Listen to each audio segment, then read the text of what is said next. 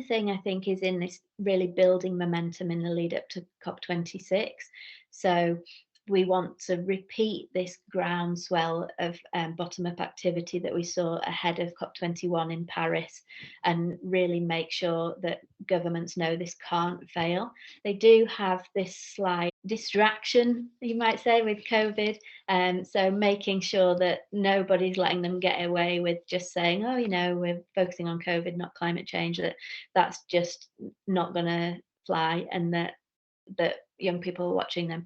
I think in terms of COP26, it's seeming quite promising. I'd say that this year is probably the most interest that I've ever had from policymakers saying, how can we involve young people, and going to meetings with policymakers.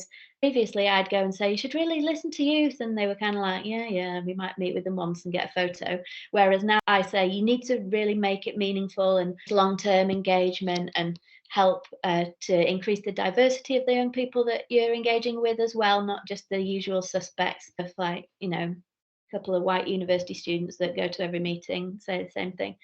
And I'm finding that policymakers are saying that stuff to me before I say it to them this year. They seem much more switched on than they have previously of a need to engage young people and properly involve them in discussions. And I think that comes from the Fridays for Future or School Strikes for Climate movement.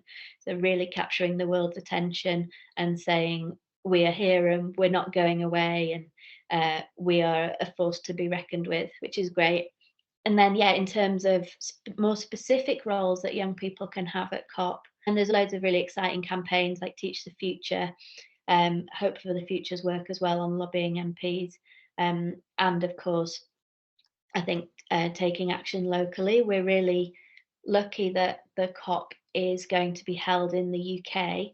So it's not seen so much as, oh, this UN thing that's happening somewhere else and doesn't really matter for an Edinburgh Council or Leeds City Council or decision makers in your local area. It's much better to it's much easier to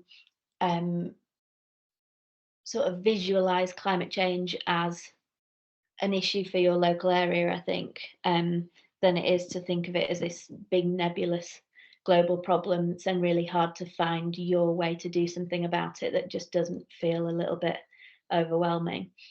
So I think one thing that young people can do is really kind of pressuring local decision makers to lead the way and kind of say, I don't know, Lancashire want our climate pledges to be better than Yorkshire's or whatever, and sort of have some friendly competition between the regions, and maybe between Scotland and England and Wales, I don't know, different countries in the UK to kind of compete a little bit for who can come up with the best ideas and plans and goals and commitments, and then that will push the UK government as well to be able to make more ambitious targets in the negotiations, bolstered by that support that they know that they're going to get from the regions.